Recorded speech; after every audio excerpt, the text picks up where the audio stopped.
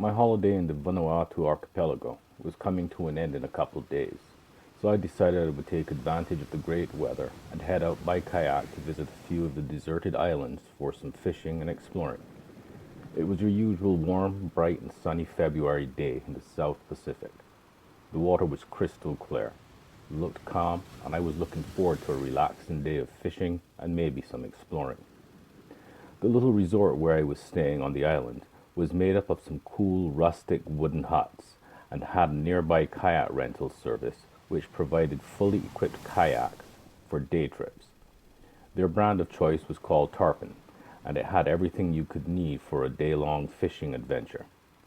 After getting some helpful suggestions for fishing locations, islands to visit for some exploration, which I was told were also great for fishing from shore as well as from the kayak, I bought some sandwiches, a few beers, and some water from a mini mart near the hotel, loaded the cooler, secured the fishing gear and safety equipment, and headed out with the group at sunrise the next morning.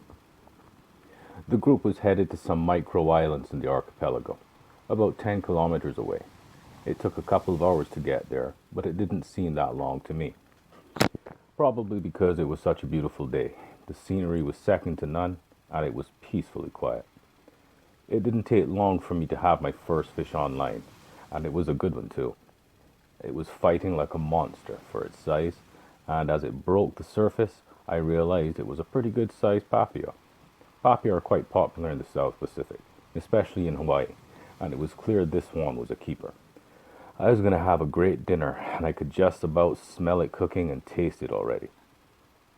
As I was bringing my catch closer to the kayak, I saw a huge shadow swimming toward me, and then I felt a solid thump under my kayak. My boat rocked to the point that I thought it would tip over. However, it didn't. I knew the waters in the area were teeming with large sharks, including the great white, bull, and tiger sharks. Not exactly the kind of fish you want to swim with or even be in the water with when they were nearby. Suddenly, the rod with the papio bent severely, and the reel began to scream furiously as the line began to run with a renewed vigor. I tightened the tension on the reel and tried to hold on and pull. It was soon very clear that this was no longer the fish I was fighting. Whatever hit the bottom of my kayak now had my line and was enormous. I was in for a fight of my life, and it felt a surge of adrenaline run through me. Then I saw the dorsal fin and the tail of the biggest shark I had ever seen, thrashing not too far away from me. A chill ran down my spine and fear filled my being as the shark began pulling the kayak. I could not believe it. This monstrous animal was effortlessly taking me for a ride further out to sea. I was originally just a couple hundred meters off the coast of an island, but now I was moving further away. I did not like that, and I began to pedal my kayak against the pulling shark. When I realized I was fighting a losing battle, I reached for my knife and cut the line. It was only then that I realized that the shark had already dragged me about a kilometer further out from the island. What kind of beast had I been fighting? From the size of the shadow that swam under and hit the bottom of my kayak, I knew it was huge. I'd heard stories of sharks like that attacking and destroying boats before, so my little kayak didn't stand a chance if this beast decided to attack. I turned the kayak and immediately began headed for the island where I had been fishing, and it was the closest landmass. I pedaled and paddled as hard and as fast as I could. I knew there was no way I could outrun a shark, but the closer I could get to the shore, the better my chances of survival would be. I was getting closer to the island and could hear the waves crashing on the shore when I saw it. First the grey shadow of its massive body, and then the dorsal fin. It was so close I could reach out and touch it. I did not want to get near that thing. The fin of this shark was so big that it stood out of the water to my eye level as I was seated in the kayak. This thing could effortlessly capsize me, and from there I did not stand a chance. My thoughts of an amazing fish dinner when I got back to the hotel changed to the thoughts of not making it back to the hotel, never seeing my family and friends again, and me becoming lunch for a fish. As I neared the shore, a feeling of confidence began to fill me, and I gained a renewed strength. I paddled harder than ever. I needed to survive. I did not want to have a similar fate to my grandfather. He was a fisherman back in the Caribbean, and one night, many years before, while out fishing and drinking with some of his friends, he fell overboard and was last seen screaming in bloodied water before being dragged below the surface. My mum was a baby at the time and never knew her dad. I was not going to let that happen to me. I was not going to become shark food. I was now just a few meters from the shore, maybe about 30 meters or so, and I was giving it all I had. The shark was still swimming next to my kayak, and the waves were cresting. I decided to try to catch one in an effort to reach the shore faster. It couldn't be too different from surfing or whitewater rafting, and offered the opportunity to outpace the shark to shore. I glanced over my shoulder to see where the next swell was in relation to my position, and as it neared, I gave that extra push with both the pedals and the paddles to catch it. The wave was a good size, and as it took the kayak up its wall, the fin of the shark disappeared beneath the surface. I leaned into the direction of the surf, making sure to keep the nose of the boat from dipping into the water, which would have been the end of me. The wave was taking me faster and closer, 20 meters, 15 meters, 10 meters, and then boom! This enormous monster of a shark breached, hitting the back of the kayak from underneath. That flipped the kayak in an instant, sending me flying through the air and crashing back into the water and onto the coral reef below. The reef was sharp, and it cut through my shirt and skin like a warm knife through butter. I was bleeding and in the water with the beast. All of a sudden, I felt something yank my leg and begin to drag me.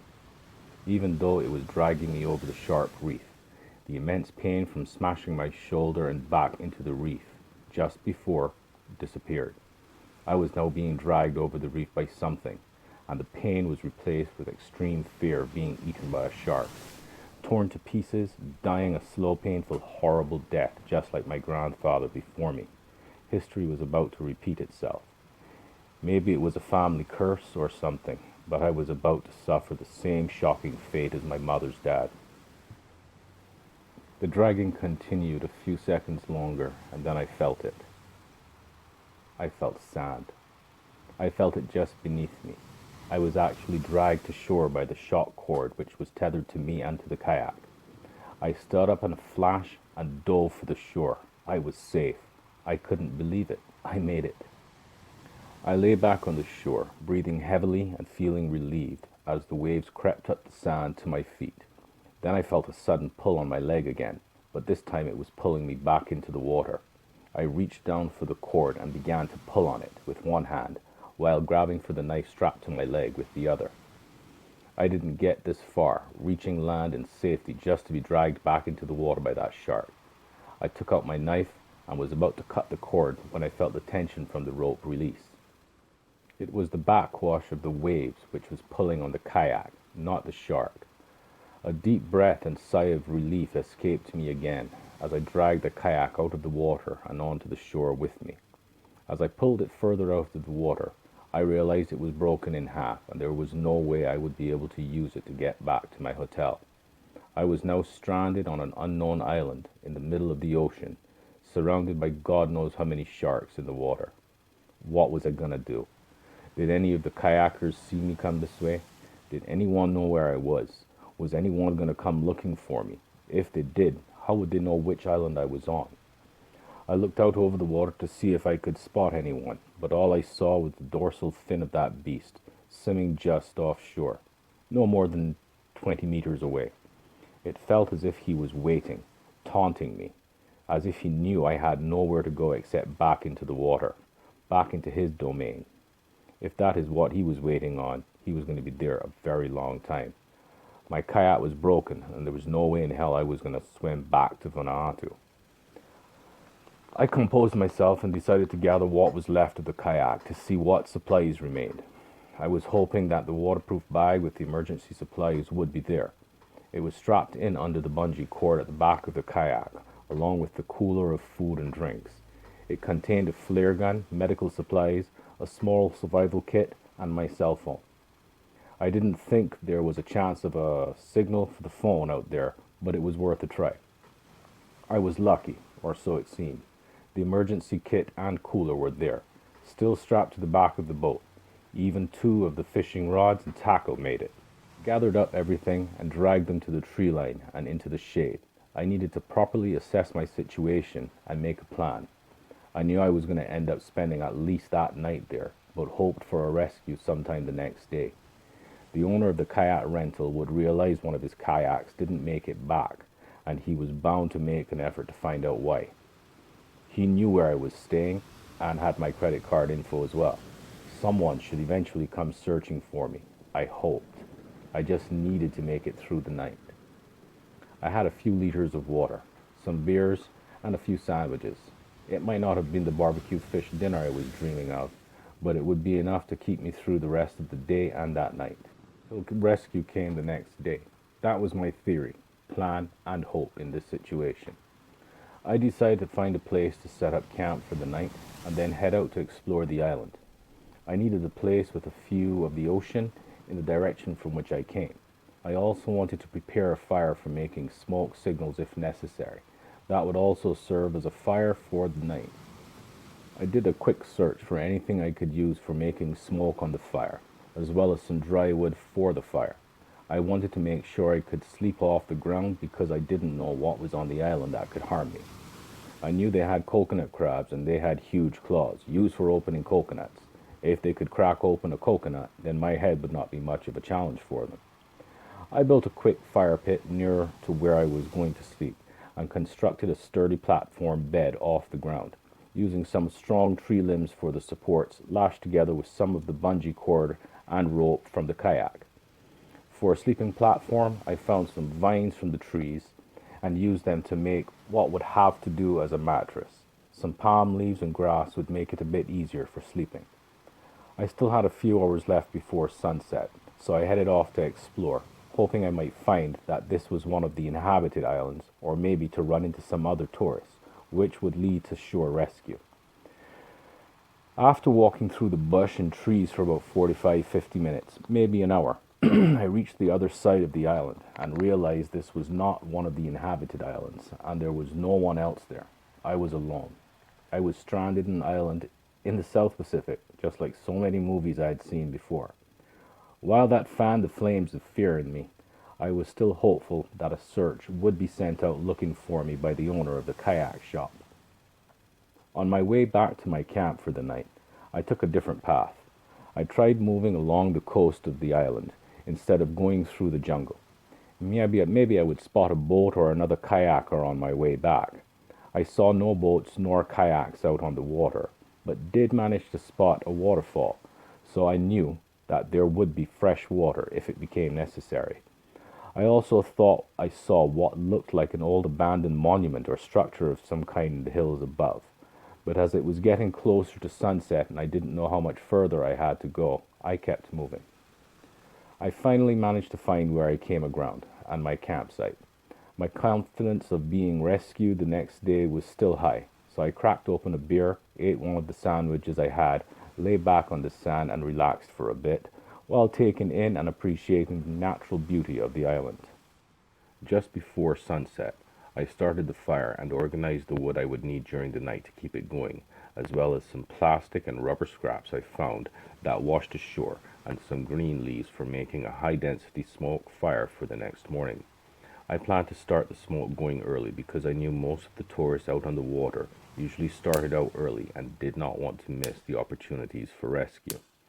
It was a beautiful sunset, but darkness came early in the tropics, and by 7 p.m. it was pitch black on the island with the exception of my fire. I settled down for the night in my makeshift bed and tried to sleep. Around 10 p.m. I was woken from my sleep by some strange noises. The noise seemed to be coming from the jungle bush not too far away from me. The noises sounded a bit like rustling of dry leaves and crackling of twigs, so I figured it might be one of the coconut crabs or some other form of animal foraging for food. I was now on alert, just in case, and sleep was no longer a priority. Then I heard what sounded like whispered moaning. It was vaguely human, but not exactly. It didn't resemble any noise I heard before in my life, and it got my full attention. I spent the rest of the night awake, jumpy, knife in my hands, and restless. turning in the direction of every noise I heard and gripping my knife tighter each time. Just before sunrise, I stoked the fire to prepare it for adding the materials for making smoke. The thought of not being rescued crossed my mind during the night, and I realized that my supplies for any form of high-smoking fire might be limited. So I made the decision to maintain a big fire, but to wait until I saw a sign on the horizon before adding the plastics and rubber to attract attention. I spent the entire morning close to the fire, looking out over the water for any signs of rescue. All I saw was that massive dorsal fin swimming back and forth in front of where I was waiting. Why was he still there? What was wrong with that thing? I began fantasizing of ways to kill it, like in the movie Jaws, as I waited and stared out over the horizon for any boats or kayaks. Absolutely no signs appeared.